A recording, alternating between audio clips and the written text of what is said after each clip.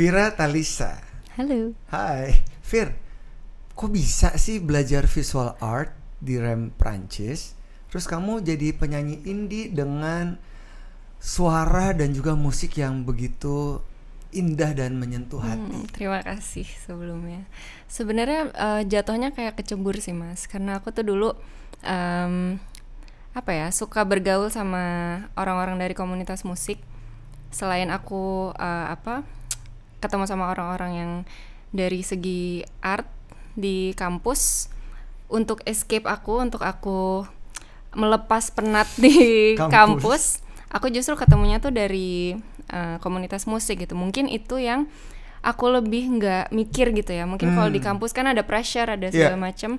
Tapi pas pulang kampus tuh aku kayak have fun aja gitu, dan ternyata malah keceburnya di sana gitu. Karena aku ketemu pertama kali itu sama produser sebenarnya. Jadi teman aku tuh banyak memproduce band-band di kota itu. Terus pada saat itu aku sebenarnya udah nulis lagu tapi masih malu-malu. Jadi udah ada. Terus umur berapa itu?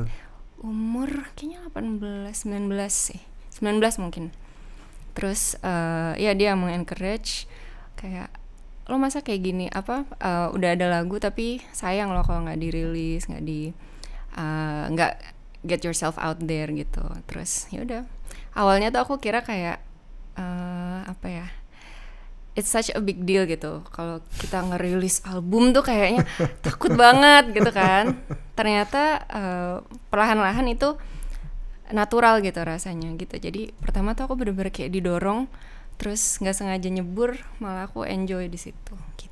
Interesting to know that you are aiming to that major visual art. Kan itu sesuatu yang nggak tahu ya, kamu suka sampai kamu pergi ke Perancis belajar di REM. Kalau dari kacamata saya sebagai orang luar ngelihatnya, ini kan sesuatu yang ingin kamu kejar. Yeah. Terus ternyata bisa menjadi berbeda begitu kita masuk di major itu, di fakulti itu bisa jadi berbeda juga kan. Sehingga tadi kamu bilang kamu menemukan banyak pressure. And then how difficult sih belajar visual art? Sebenarnya ya karena itu pilihan aku, jadi aku sebenarnya enjoy juga gitu. Dan aku suka banget sistem pendidikan di sana gitu, yang sangat mengencourage kita untuk punya critical thinking gitu. Jadi aku pertama kali ujian di sana kan kayak disuruh nulis disertasi gitu ya. Kan kita kebiasaan di sini tuh ngafal ya. Jadi mau ujian kita ngafal. Jadi kita mungkin nggak paham fully tentang materinya gitu kan. Cuman pertama kali aku ujian di sana, aku nulisnya ya sehafal aku aja. Jadi menurut ini gini nilaiku jeblok Mas. Jadi teori base. Terus kayak kamu harus punya pendapat sendiri. Nah di situ aku struggle karena aku nggak terbiasa punya pendapat sendiri di sini gitu kan. Dan di sana tuh di encourage banget untuk nanya balik ke guru gitu. Jadi kalau misalkan kita nggak setuju, apalagi art kan sebenarnya nggak terlalu eksak gitu ya. Jadi betul, masih bisa dibahas, masih bisa diperdebatkan gitu. Nah ya udah di situ aku mulai tuh kayak, emang boleh ya gue kayak nanya balik ke guru gue gitu. Gak sopan. Iya, cuman pas aku coba ternyata mayoritasnya tuh guru-guruku sangat open, dan kadang selesai kelas juga mereka masih oke untuk berdiskusi bareng gitu. Jadi itu yang bikin aku enjoy. Cuman emang masih ada keindonesiaan aku yang ngerasa sulit gitu, struggle untuk nulis disertasi yang opinion based gitu. Jadi ya ada stresnya dikit, cuman mostly aku enjoy sih. Kalau sekarang kamu udah lebih berani. Udah kayak orang Prancis. Sekarang udah balik Indonesia lagi kayaknya. Waktu pulang sih Mas, aku tuh banyak komplain banget kayak orang gak ngantri gitu. Aku marah gitu. Jadi culture shock. Iya masih ke bawah lah Prancis-Prancisannya. Terus lifestyle berubah nggak? Kan 3 tahun lumayan ya untuk aku 5 roti. tahun justru. 5 tahun. Apalagi 5 tahun. Roti ya benar. Roti sampai sekarang keju. Aku masih nyari. Lifestyle yang bagusnya aku jadi punctual orangnya. Jadi telat dikit tuh aku gelisah gitu. Hal-hal kayak gitu. Ya mungkin jeleknya jadi gampang komplain gitu ya. Karena orang Perancis hobinya komplain gitu. Doyan komplain. Iya, ada sih. Nggak semua walaupun gitu ya. Nah, Kalau ngomongin soal karir dalam bermusik, setelah kamu kemudian hangout dengan teman-teman yang memang terekspos dengan musik di sana, terus pulang ke Indonesia, jadi udah ada satu confident yang baru dong ya, yang kamu bawa pulang yang tadinya kamu nggak expect kan ya? Sebenarnya iya dan enggak, karena aku balik ke sini tuh kayak mulai dari nol lagi. Karena aku terjun di musik itu benar-benar aku rekaman di sana. Jadi semua musisinya tuh teman-temanku yang di sana. Pas aku pulang, gila gue harus nyari band lagi. Terus gue dapatnya dari mana koneksi itu gitu kan. Jadi ya pelan-pelan sih. Dan waktu itu aku punya account SoundCloud. SoundCloud itu pertama jadi kali kayak itu ya? Iya, versi audionya YouTube lah gitu. Jadi kita bisa upload bebas, kita mau cover, mau apa gitu. Dan lumayan mendapatkan audience dan koneksi dari situ gitu. Jadi aku kenalan sama Mas Is dari Payung Teduh pertama kali di situ. Terus sama Lava Pratomo juga dari situ, kayak komen-komenan sekedar gitu, tapi aku kayak aku di komen nih sama Lava gitu kan. Dan sampai akhirnya sekarang kenal gitu. Jadi emang menurutku penting sih kayak kita membangun koneksi walaupun sekecil apapun, sedikit apapun, tapi kalau kita kita maintain itu ternyata bisa jadi sesuatu, kita bisa kerja sama mereka dan lain-lain gitu. Ceritain dong tentang 2017 kamu mendapatkan nominasi ya sebagai artis pendatang baru terbaik Akademi Musik Indonesia ya, AMI. Itu sebenarnya 2017 itu kayak tahun kagetku banget sih Mas, karena segala exposure, segala itu nominasi, segala macam itu aku sejujurnya belum siap gitu, kayak gue baru rilis ini, terus aku bersyukur banget penerimaannya hangat gitu ya. At the same time aku baru punya 5 lagu nih Mas. Waktu itu aku ditawarin With The Fest juga 2018 kalau nggak salah, untuk panggung aku sendiri gitu, di saat laguku baru 5. Terus jadi With The Fest itu aku masih bawain lagu cover gitu. Jadi itu sih yang aku ngerasa, wah gue siap nggak siap harus ya udah go aja gitu kan. Dan ya itu mungkin salah satu yang membangun mental aku, just do it gitu. Tapi ya lumayan, jadi kayak mau nggak mau aku harus improve skill aku, terus harus memperbanyak katalog lagu aku. Jadi ya itu sih, di saat kita nggak siap tapi kita dikasih panggung, itu tuh pressure-nya bener-bener beda. Tapi mungkin itu kayak jadi blessing in disguise juga, walaupun kalau aku look back dan aku lihat performanceku pada saat itu kayak tapi kayaknya semua gitu kok, Fir. Iya, benar-benar. We always start from scratch, nggak ngerti apa-apa, nyebur aja. Bener. Cuma kan bedanya antara orang yang introvert dan saya orang yang extrovert, berbeda mentalitas ya. Iya, mungkin lebih natural ya kalau extrovert ya. Iya. Kamu jadi struggling banget dong dengan introversion kamu. Lumayan sih, lumayan. Dan waktu AMI juga itu kayak aku lihat kanan kiri kayak aku nggak menang nggak apa-apa kok. Kayak udah di sini aja tuh udah senang banget gitu. Terus kemudian juga di tahun 2022 ya, dua tahun yang lalu, kamu juga dapetin satu penghargaan di AMI juga untuk jazz contemporary. Yes.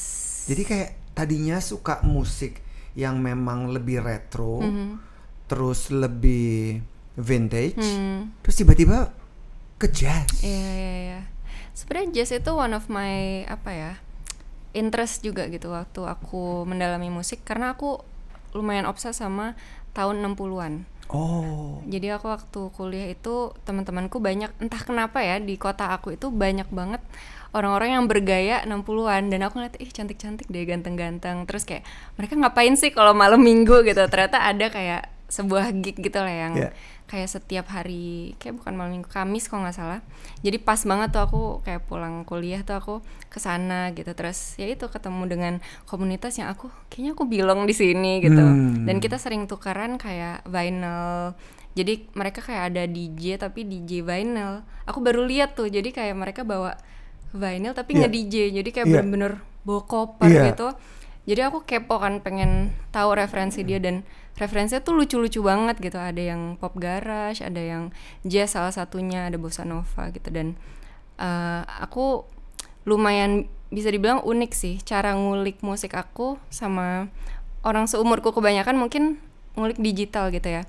Aku waktu itu lewat situ, jadi tukeran langsung apa namanya, Vinilnya. vinyl atau CD fisik gitu. Iya. Dan aku ke perpus, Mas. Jadi di kotaku tuh ada perpus gede banget, satu gedung, satu apa namanya, lantai itu khusus musik.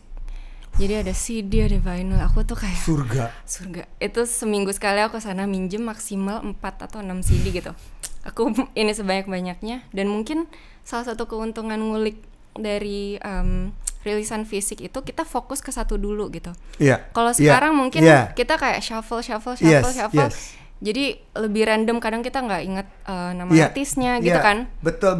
Ya gitu. Jadi mungkin salah satu keuntungan aku menambah wawasan musikku tuh dari ngulik CD per CD, vinyl per vinyl gitu. Jadi aku ya jadi ini ya kita obrolannya. Jadi aku salah satu CD itu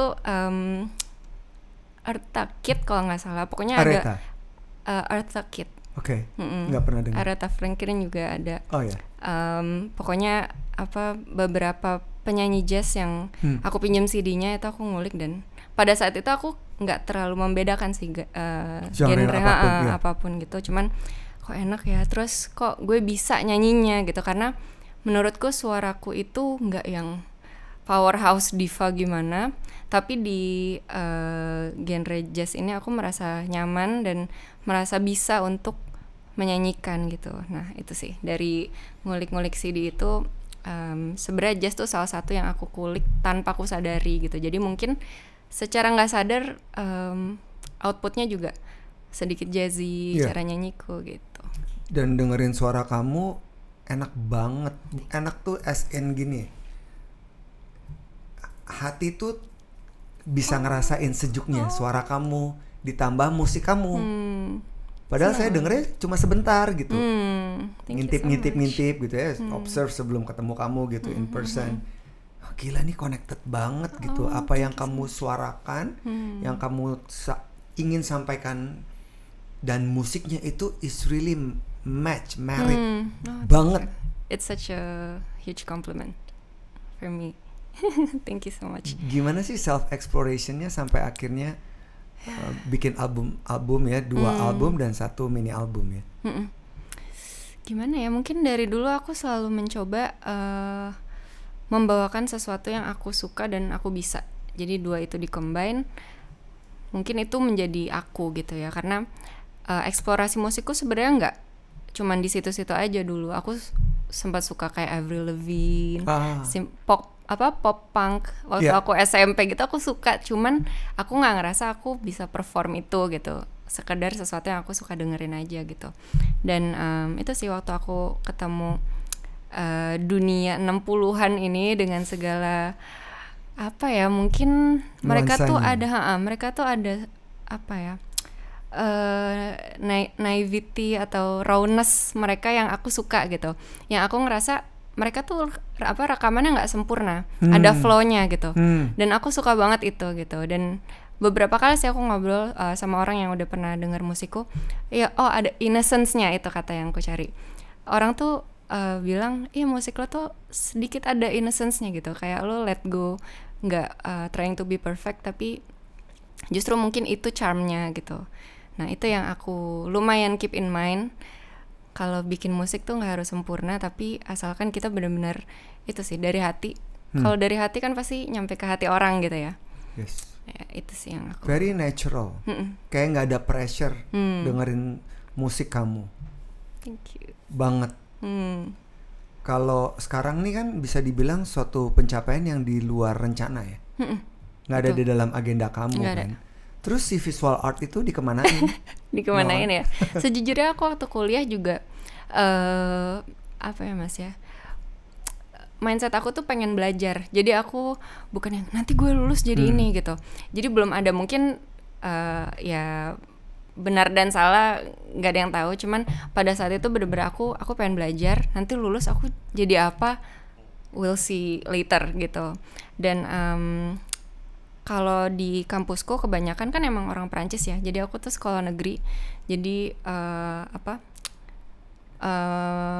ngajarnya juga pakai bahasa Perancis. Kebanyakan di sana juga orang Perancis gitu. Karena itu kampus yang lumayan random sebenarnya ya, bukan kayak Sorbonne atau apa yang udah menjadi goal orang-orang gitu. Itu lumayan random sih aku sekolah di situ, dan kebanyakan teman-temanku tuh ya kerjanya di Perancis juga, which is udah established gitu art scene-nya gitu ya. Mereka banyak galeri, banyak museum, banyak aktivitas yang budayanya mereka tuh lekat banget gitu sama visual art gitu, dan mereka mimpinya ya kerja di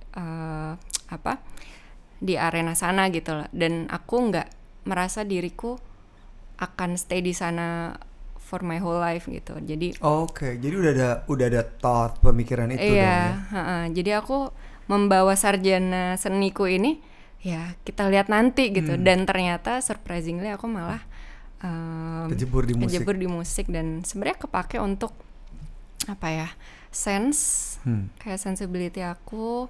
Terus ya itu sih, karena visual art kan bukan cuma lukisan, bukan cuma apa, tapi kayak gimana cara kita mengasah sensibility kita terhadap sesuatu. Bisa juga diterjemahkan jadi kata-kata. Musik juga bisa sih. Aku kadang tuh ngelihat musik ada warnanya gitu. Jadi aku mungkin lebih jelas untuk mengasah musikku gitu. Jadi artinya nggak berat juga dong ninggalin 5 tahun di sana kemudian pulang? Enggak, justru menurutku itu yang membentuk aku banget sih. Despite aku kuliah apa, tapi menurut aku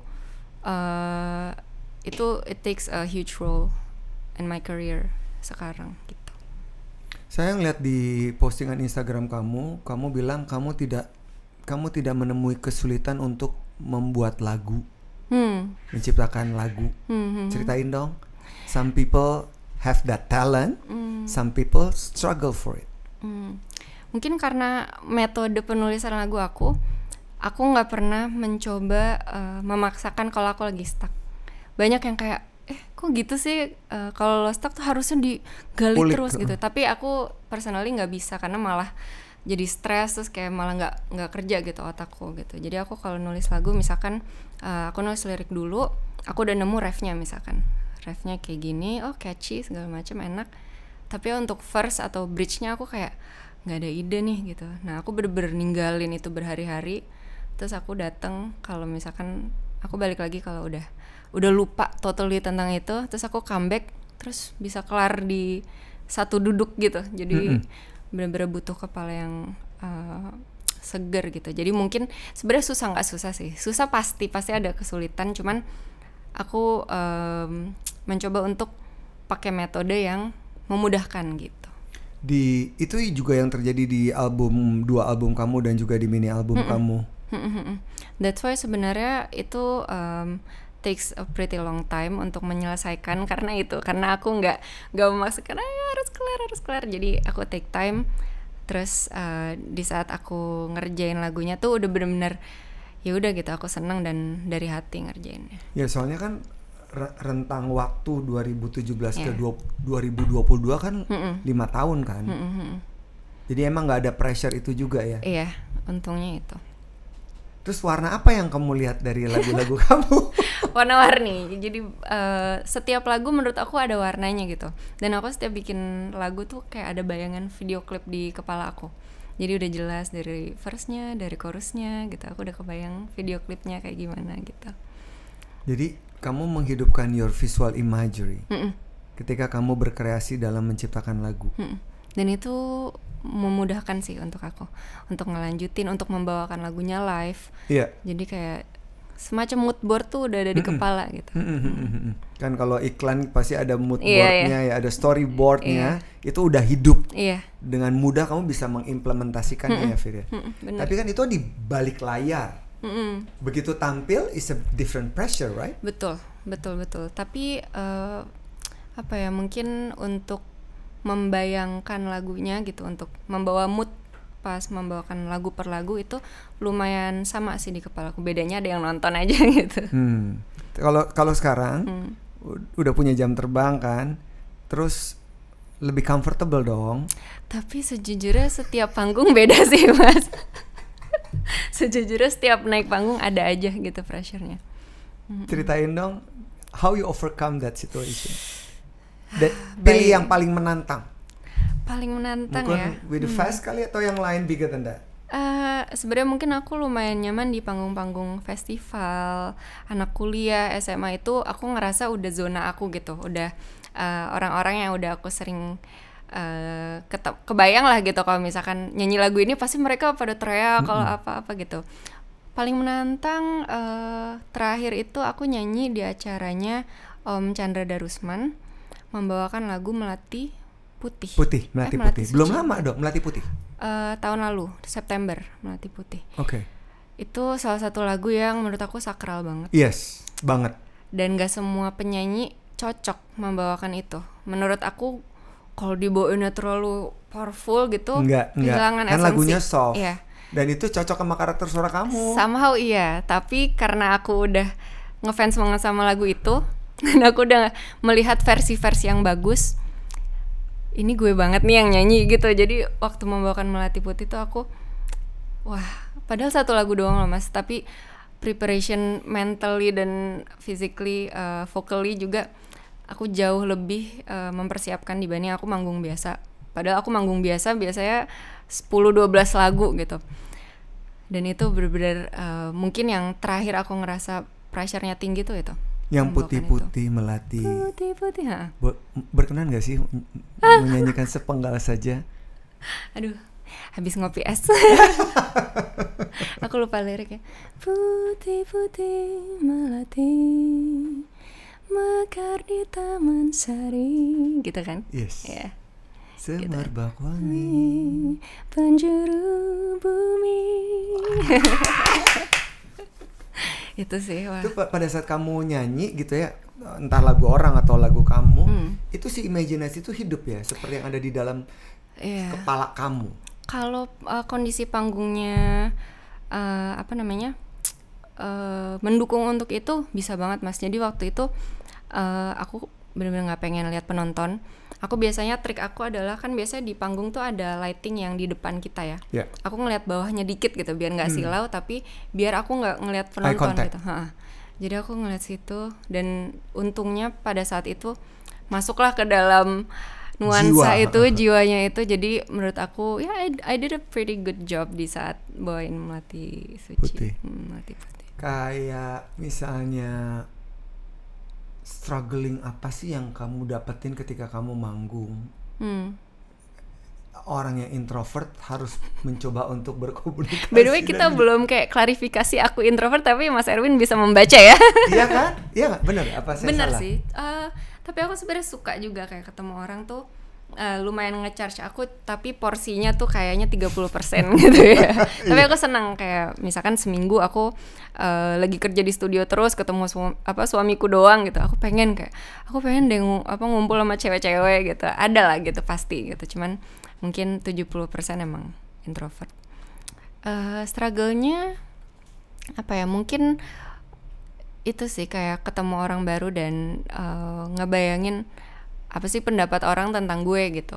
Kalau misalkan gue nanti bikin salah, bikin apa gitu-gitu. Itu sih yang mungkin lumayan jadi beban pikiran. Tapi aku beruntung karena teman-teman bandku tuh ya sahabat-sahabat aku gitu. Jadi aku nggak ngerasa sendirian dalam menghadapi itu. Dan setiap ketemu mereka di backstage atau pas soundcheck atau apa tuh lumayan meredakan gelisah. Oke, kan tadi kamu udah ngomong tentang yourself versus other people perception on you, gitu kan? Sebenarnya konsep yang mau dibangun si Vira Talisa ini kayak apa sih sebenarnya yang ada di kepala kamu? Sejujurnya nggak pernah dikonsepin sih mas, kayak nggak pernah intentionally pengen dikonsepin. Cuman aku bener-bener pengen ya membawakan, meracik sesuatu yang benar-benar aku suka, benar-benar dari hati, nggak dipaksain.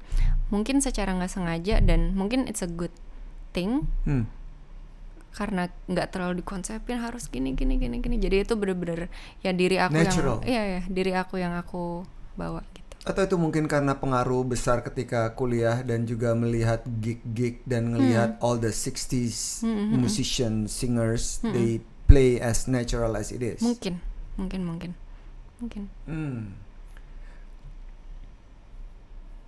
bagaimana caranya kamu supaya bisa menyampaikan pesan lagu kamu seperti apa yang ada di kepala kamu? Itu kayaknya itu another ini ya, cerita lain gitu ya, karena aku percaya kalau misalkan karya udah kita rilis itu udah bukan punya kita gitu. Jadi mau misalkan aku nulis lagu tentang jatuh cinta sama orang bisa nganggapnya beda, bisa let's say aku jatuh cinta ke kekasihku gitu, tapi orang nganggap ini kayaknya ini jatuh cinta sama mantan deh gitu. Jadi bisa perspektifnya berbeda gitu. Tapi ya apa ya, at least kalau aku punya cerita yang pengen aku sampein, aku benar-benar believe sama itu. Mau orang menganggapnya berbeda, tapi aku udah taruh jiwaku lah di situ gitu. Artinya dari ngobrol-ngobrol kita bisa saya simpulkan sementara ini, burden untuk menampilkan dirimu tidak ada karena kamu nggak punya ekspektasi dan tidak mendesain konsep dirimu. Pertanyaan berikut, betul ya? Mungkin. Dia natural aja gitu. Tapi pada saat kamu balik ke sini dan kamu melihat bahwa oke, kayaknya gue memang lebih musik dulu deh, si visual art nanti dulu. Apakah kamu juga look around, melihat penyanyi-penyanyi di peta musik Indonesia? Pasti ya? Pasti. Boleh diceritain? Iya, itu mungkin salah satu struggle yang itu kayak should I fit in? Should I keep going being this way? Yeah. Tapi aku pernah sih di fase eksplorasi itu gitu, dan nggak bisa dipungkiri juga kalau misalkan ada tawaran manggung itu konsepnya berbeda-beda gitu. Jadi ada yang aku membawakan setlist laguku sendiri, tapi kadang juga Fir, boleh nggak nyanyi lagu ini gitu untuk di acaranya ini gitu. Dan nggak sekali dua kali lagunya tuh lumayan berseberangan sama yang biasa aku bawain gitu. Dan mungkin itu jadi exercise juga ya buat aku, karena aku terlalu ada di comfort zone aku. Tapi sebenarnya mungkin aku bisa improve kanan kiri, walaupun awalnya pasti berat gitu. Tapi setiap aku dihadapkan dengan situasi itu, di challenge kayak gitu, aku ngerasa ada improvement, let's say di vocal range aku, karena aku harus memaksakan diri untuk gue harus bisa nyanyi lagu kayak gini. Gue harus nyaman-nyamanin dulu, walaupun nggak biasa. Tapi there's so many different music out there yang mungkin aku belum explore, dan itu sih menjadi challenge yang somehow mengimprove aku gitu. Walaupun kalau misalkan aku disuruh nulis lagu sendiri, membawakan lagu sendiri, aku tetap balik yang aku paling nyaman gitu. Range yang seperti apa yang totally different than yourself? Waktu itu, dan ini lagi ada project yang aku harus nyanyi yang sedikit R&B. R&B. Itu ini aku masih exercising sih, karena belum terjadi. Jadi aku itu sih gimana aku tetap membawakan karakter aku di saat aku membawakan lagu yang totally different dari yang biasa aku bawain. Itu selalu berbeda-beda sih setiap challenge-nya. Kenikmatan apa yang kamu tunggu di atas panggung? Kan itu yang bikin kita hidup di atas panggung ya, kayak trans gitu. Pasti kan kamu gitu juga ya. Nantiin nggak sih kayak ya ini dia gitu. Iya, sebenarnya ya ini klise sih, tapi kalau penontonnya ikut nyanyi itu ya seklise apapun, penyanyi yang dulu dan penulis lagu yang nulis lagu di kamarnya, dia doang yang dengar, terus mungkin dia main untuk temen deketnya, ternyata kayak orang dari mana, dari kota apa bisa nyanyi itu ya sampai sekarang masih jadi momen yang paling mind blowing gitu ya. Kayak kadang kita nggak sadar gitu. Mungkin ada satu lagu aku yang dari dulu banget aku udah bawain, judulnya Walking Back Home. Itu kayak setiap aku bawain itu orang pasti nyanyi gitu, dan itu selalu jadi lagu terakhir gitu. Mungkin ya udah berpuluh-puluh, hampir ratusan kali aku bawain itu. Tapi energinya setiap panggung itu beda gitu. walaupun aku udah hafal nih pasti mereka nyanyi di part ini, tapi different crowd, different energy gitu kan. Jadi ya itu sih yang paling yang paling ya membangkitkan semangat aku gitu. Saya jadi lihat sama pengalaman saya nih kalau saya ngajar ya kan ada satu modul lah misalnya personal branding. Saya udah tahu kan, udah merem ya, kayak kamu udah ratusan kali nyanyi lagu itu gitu. Kalau di dalam kelas metodologinya pasti saya obrak-abrik. Gimana tuh? Ya maksudnya approach-nya saya ganti. Yang harusnya dia di depan saya pindahin ke tengah dan segala macam. Tapi kan tidak dengan musik. Tidak dengan musik, karena musik kan pasti dari awal sampai akhir dia harus in order. Betul. Tetapi the soul, the interpretation and the style might be different. Kamu gimana caranya kamu overcome your excitement ketika dia sudah dilakukan beratus-ratus kali? Gimana ya Mas ya? Karena menurut aku itu sih different crowd, different energy. Jadi walaupun aransemennya sama, beberapa panggung kita utak-atik dikit lah gitu. Mungkin bisa diganti tambah instrumen apa, atau mungkin bagannya dipanjangin, atau mungkin di chorusnya kita breakdown, gak ada instrumen, semua nyanyi doang gitu. Ada mungkin trik-trik itu ada, cuman walaupun kita membawakannya dengan style yang sama beberapa kali, menurut aku itu beda orang, beda energi. Apalagi kalau ada yang baru pertama kali nonton aku, itu aku senang banget gitu. Jadi kadang kan kalau misalkan turun panggung ada yang minta foto atau apa, terus kita chit-chat sebentar. Terus kayak kemarin tuh kebetulan aku bikin showcase untuk album, terus ada yang cerita, "Kak, ini konser pertama aku." Jadi dia belum pernah nonton konser, dan it's such an honor gitu. Kayak aku sebenarnya pengen ngobrol lebih panjang gitu, tapi nggak ada waktunya. Aku penasaran gitu, apa yang bikin kamu memutuskan dari sebelumnya belum pernah nonton konser, terus konser pertama dia milih aku gitu. Aku sebenarnya penasaran gitu, dan selalu ada hal-hal kayak gitu sih yang aku dapatkan setiap manggung gitu. Dan mungkin itu yang bikin aku, ya walaupun gue udah capek bawain lagunya tapi untuk beberapa orang itu is their first time dengerin itu, dan gue nggak boleh nurunin performance aku gitu. Jadi harus konsisten aja bawain lagu itu bagus. Walaupun kalau latihan kita udah ngasal-ngasalin, udah kayak kita menjadiin country, kita jadiin apa, kita udah apa. Tapi di saat perform di depan orang, mau sedikit apapun, mau let's say main di Jakarta 2 kali nih minggu ini, tapi itu kan orang-orangnya berbeda juga gitu. Itu jadi selalu ada kemungkinan kalau ada orang baru yang nonton kita, dan kita harus kasih impression yang sama di setiap panggung gitu. Kan sekarang sosial media sangat terbuka, kesempatan orang untuk berinteraksi dengan sangat mudah gitu. Penyanyi dan juga pembuat lagu seperti kamu dapat juga nggak sih netizen julid? Surprisingly, you are so soft, you are so nice, you're not triggering any controversy. Surprisingly emang jarang banget sih julid itu. Bener-bener aku sejarang itu dapetin komentar yang kayak di luar konteks atau di luar apa gitu. So far sih netizenku baik-baik banget sih Mas. Karena kamunya lembut. Iya mungkin ya. Kamu tidak memicu apapun gitu.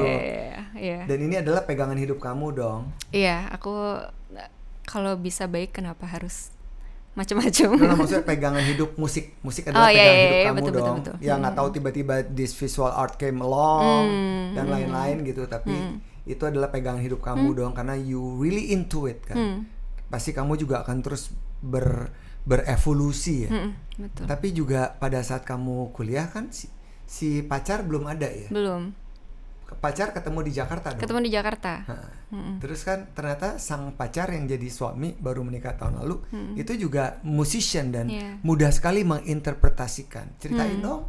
Itu this husband and wife relationship and as well as partner at the same time. Iya, kita jatuhnya chinlock sih Mas waktu itu. Oh, jadi gitu. dia itu main bass di kalau kita perform. Cuman pada saat itu aku emang pengen bikin album. Dan album yang pertama. Album yang pertama. Jadi pas 2017. 2019. Oh, 19. Kalau yang pertama itu mini album, aku rekamannya Oke. di Prancis. Oke. Nah, pada saat itu aku sama temanku yang produser di Ren itu. Iya. Gitu. Nah, terus aku pulang nyari teman band segala macem, ada sempat ngalamin pergantian juga. Terus ya ketemu si orang ini itu emang karena dia baru pulang dari Sydney. Wow. Jadi dulu suamiku tuh kuliah di Sydney Conservatory of Music, sekolahnya Om Indra Lesmana juga. Iya.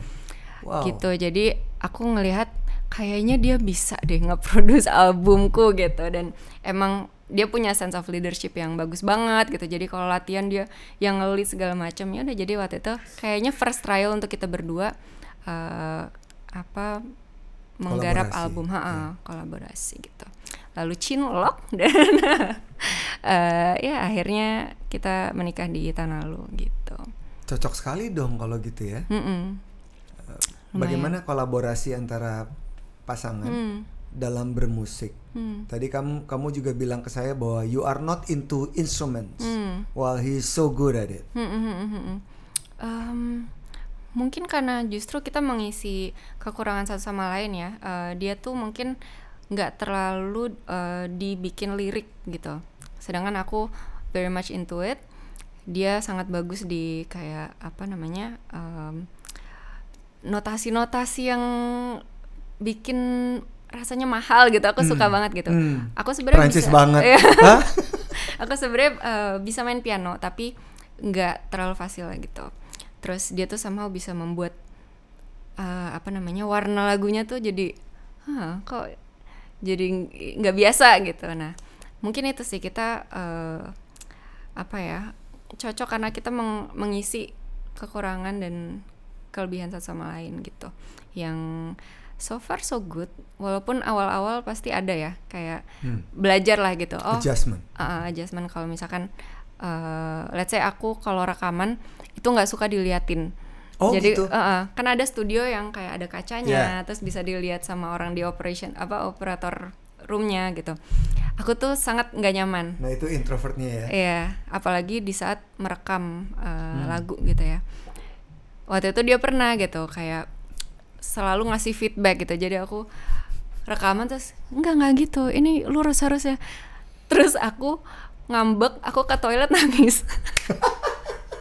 Si introvert. Iya, terus ya hal gitu sih yang tapi over the time kita belajar, dia nggak suka gini, akhirnya mendapatkan metode masing-masing, dan so far sampai hari ini nggak zero berantem sih, tapi sangat minim berantem karena kita mencoba mengerti apa yang kita suka, apa yang kita nggak suka gitu. Ya, kata understanding kan mahal ya dalam sebuah relasi. Apalagi mencampur personal dan profesional itu. Iya, apalagi ada ego di situ ya. Maksudnya kamu punya ego juga, walaupun egonya introvert nggak segede egonya extrovert kan. Oh gitu ya? Iya.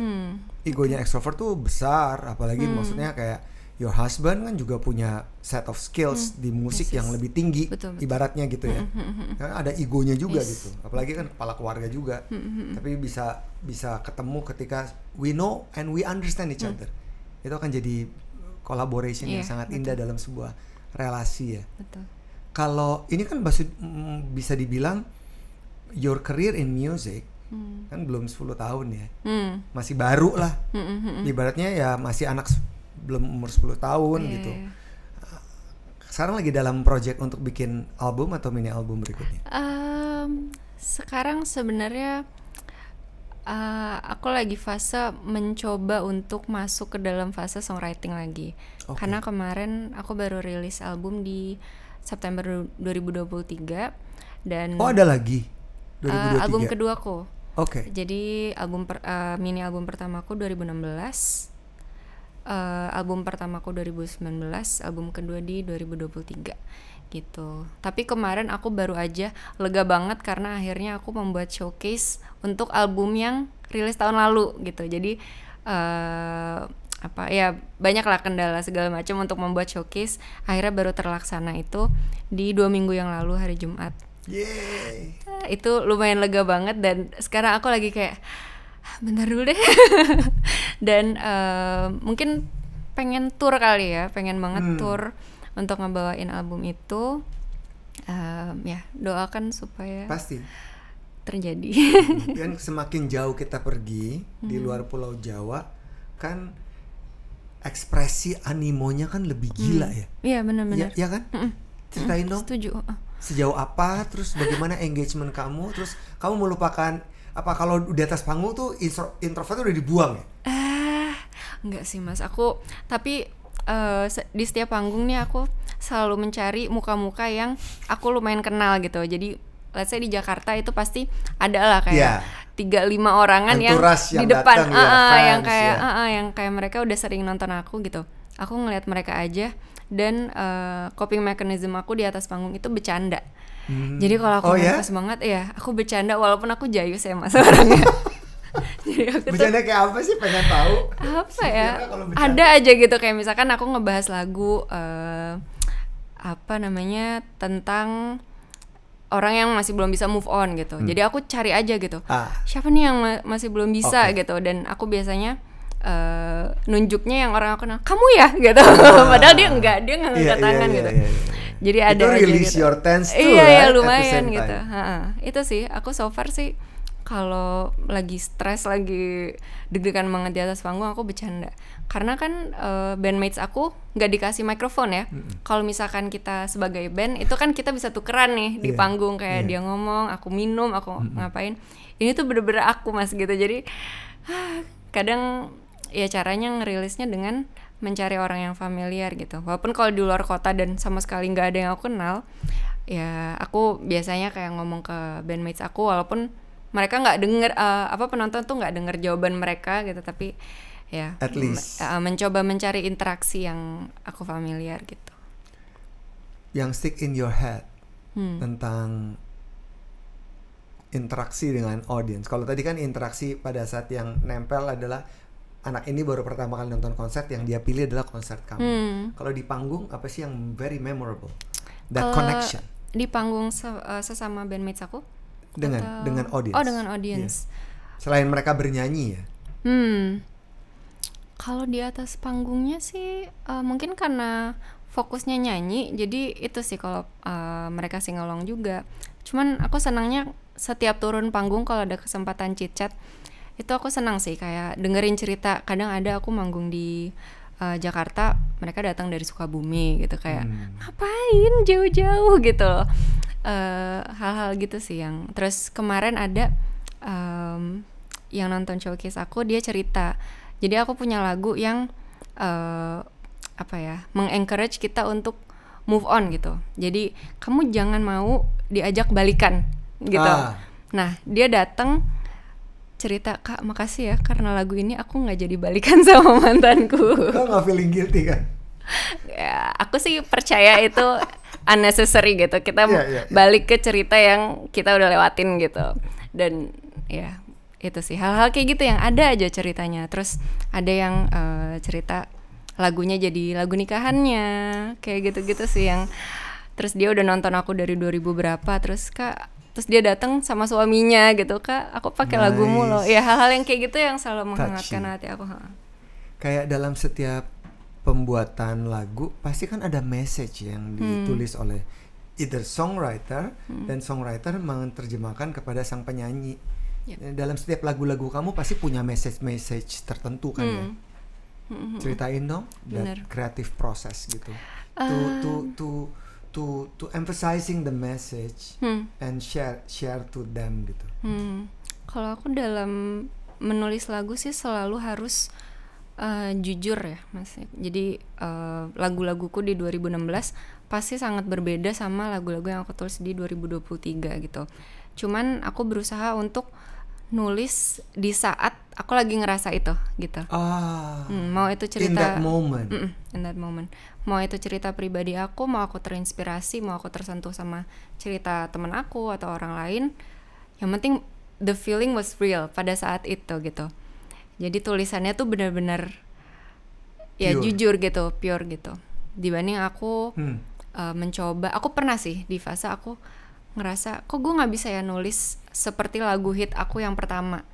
pengen deh rasanya bikin lagu yang kayak gitu lagi. Tapi karena apa ya artist reflects apa ya, karya tuh merefleks kehidupan atau ya reality si artisnya itu kan. Jadi ya mau nggak mau aku nggak bisa lagi nulis seperti apa pas aku umur 19 tahun gitu. Iya, karena momennya berbeda ya, experience-nya berbeda. Bener. Iya, belief-nya juga berbeda kan. Betul. Kalau kamu melakukan proses kreatif, itu lebih kepada ada waktu-waktu tertentu nggak? Misalnya kayak pagi hari itu saat yang paling indah untuk produktif dan menghidupkan imajinasi. Karena yang saya tahu juga banyak sekali musisi-musisi atau siapapun orang-orang entah di dunia profesional atau kreatif, mereka tuh punya golden moment. Aku golden moment biasanya itu kalau aku lagi melakukan aktivitas yang nggak pakai kepala gitu. Misalkan lagi nyuci piring, lagi jogging, lagi nyetir, itu kayak bener-bener kepala aku vacant gitu, kayak nggak ada aktivitas gitu. Terus di situ kadang aku ada inspirasi, dan paling sering itu di saat aku nyetir. Tapi itu nyebelin gitu karena aku harus melipir dan rekam voice note gitu. Itu sih, aku pas nyetir tuh sering banget dapet inspirasi. Atau aku lagi lari biasanya.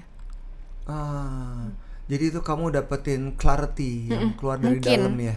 Kan, karena nggak dipaksain. Iya, ketika kita dalam kondisi tidak ada dalam tekanan apapun, lagi tenang, kan biasanya muncul clarity itu ya. Terus langsung kamu rekam ya. Iya, aku harus selalu direkam. Jadi kalau nggak lupa ya. Kalau nggak lupa. Ya. Terus kan direkam ya. Tiba-tiba lagi di jalan di kemacetan, misalnya di Sudirman, mau pulang ke rumah ke Jakarta Selatan. Terus tiba-tiba otak nggak terganggu apapun, kan semuanya nyetir secara otomatis. Tiba-tiba muncul nih clarity, macet kan, lampu merah berhenti, ngerekam gitu kan. Itu kan hanya sepenggal ya. Iya. Sepenggal dong. Terus abis itu diterusin kan di waktu yang udah kamu siapin. Nah itu menghidupkan itu sampai akan menjadi sebuah lirik itu kan a lot of effort, right? Iya. Tapi at least tuh yang ide apa namanya? Rancangan besarnya. Iya, rancangan besarnya tuh udah aku rekam gitu. Walaupun kadang nggak besar juga, kadang aku cuman ini anak nih melodinya catchy gitu. Terus aku kaitin aja sama mungkin cerita yang aku ingat atau pengalaman yang pernah aku alamin gitu. Karena ada pernah ada satu lagu aku yang aku nulis, aku kebayang melodi tuh di shower. Melodinya gitu. Terus aku bener-bener anduk langsung ngambil handphone, aku rekam. Cuman pada saat itu aku belum punya cerita untuk lagu itu. Jadi lagu itu aku simpen di HP ku lumayan lama. Sampai akhirnya aku inget sebuah cerita waktu aku masih kuliah di Perancis. Waktu aku udah mau pulang, jadi sebelum aku pulang aku liburan dulu di South of France. Itu tempat yang menurut aku indah banget. Terus waktu itu aku lagi sedih banget karena mau pulang. Jadi aku ngerasa gue udah punya keluarga di sini, udah nyaman, udah kayak rumah kedua. Terus aku harus pulang. Terus aku inget waktu itu pagi-pagi aku papasan sama musisi jalanan. Dia ngomong atau nyanyi, aku lupa, tapi kata-katanya tuh dia ngomong gini, nak jangan khawatir sama yang lagi kamu rasain.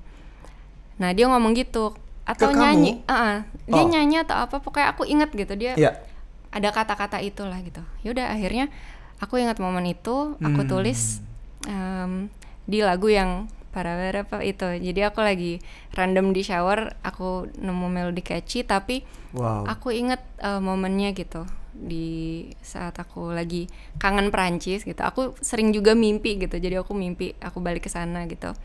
Ya udah, jadi aku rasanya sih ngaitin kedua itu masih, ya aku feelingnya masih besar lah gitu untuk aku nulis lagu itu gitu.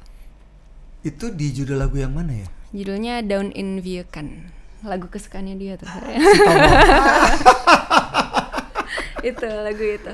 Wow, jadi bagaimana our thought itu bisa berkelana jauh sekali ya, to the past, to the present, as well as to the future.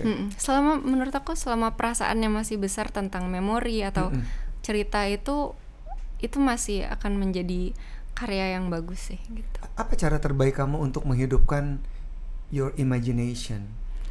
Apa ya, aku orangnya I'm such a daydreamer sih Mas. Aku suka banget kayak inget-inget apa gitu. Dan aku juga setiap aku mimpi di malam hari itu tuh detail banget. Mas Erwin gitu nggak? Kalau saya tuh jarang mimpi, Okay. sangat jarang. Oke. Jadi kayak nggak pernah. Kalau mimpi tuh pasti trying to find the meaning apa. Mimpinya yang random gitu ya, kayak ceritanya apa. Biasanya gitu. tuh deja vu ya. Oke. Probably adalah deja vu. Kalau aku tuh mimpiku detail banget dan aku harus cerita. Jadi suamiku tuh korban setiap pagi. Aku tadi mimpi sih ini gini. Tapi itu salah satu aku mengingat. Jadi kan kalau udah diceritain kadang inget gitu ya. Karena mimpiku tuh lucu-lucu gitu. Ada yang nostalgia, ada yang random kayak tiba-tiba ada orang yang aku pernah ketemu kapan datang kayak gitu-gitu sih. Jadi ya bisa dibilang aku cukup imajinatif ya orangnya, kayak secara sengaja dan enggak gitu. I think very much imagination, full of imagination. Jadi kayak kamu nggak pernah habis tentang ide ya? Karena pikiran kamu berkelana ke banyak tempat, banyak peristiwa, banyak waktu. Terus pada saat udah selesai gitu sama suamimu, terus cepat nggak proses kreatif sampai akhirnya itu jadi? Atau tetap perlu delay karena ada activity lain atau tanggung jawab yang lain? Tergantung sih. Ada lagu yang aku dalam sekali duduk kelar. Ada yang itu yang tadi kamu ceritain tuh sekali duduk kelar tuh apa judul lagunya? Judulnya More and More. Ada lagu di album terakhir aku. Itu aku pertama kali dapat idenya cuman I love you more and more gitu. Berhenti di situ, terus aku makan malam apa gitu, terus aku ngelanjutin. Mungkin itu karena aku lagi bener-bener ngerasain apa yang aku pengen sampaikan di lagu itu momen aku baru mau nikah. Jadi itu lagi jatuh cinta banget. More and more.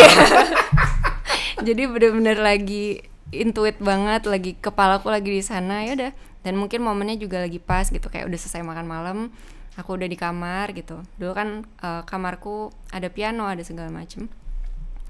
Ya udah, jadi benar-benar kayak lagi remang-remang gitu, lagi in love banget. Itu aku nulis sekali duduk, selesai lagunya. Wow. Terus kalau sekarang nih kan patternnya udah ketemu dan udah banyak polanya. Pada saat kamu menikah tahun lalu, lagu apa yang diputar?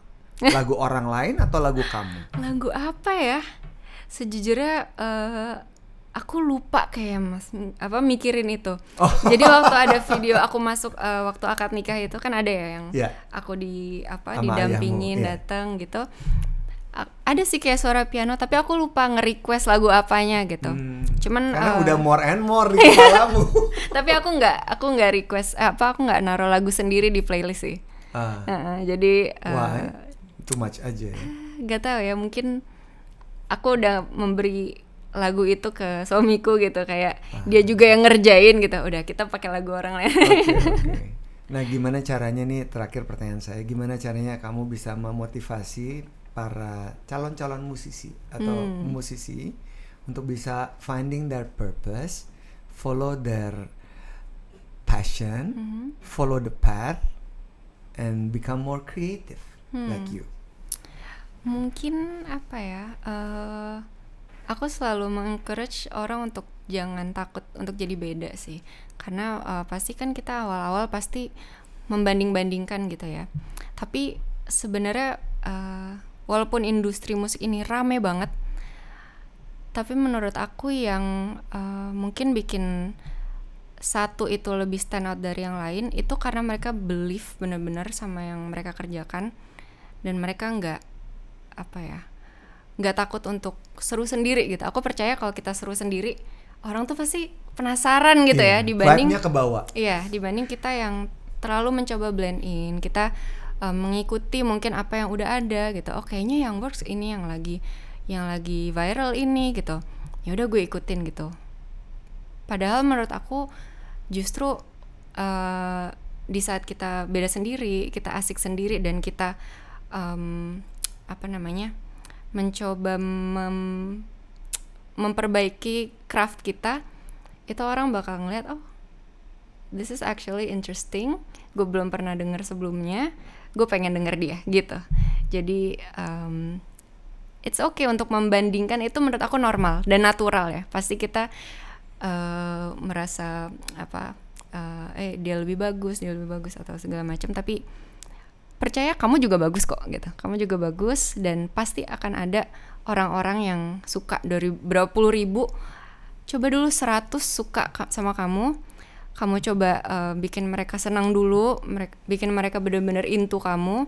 Nanti pelan-pelan 100 jadi 200 jadi 1000 jadi 5000, and so on. Jadi menurut aku itu sih, coba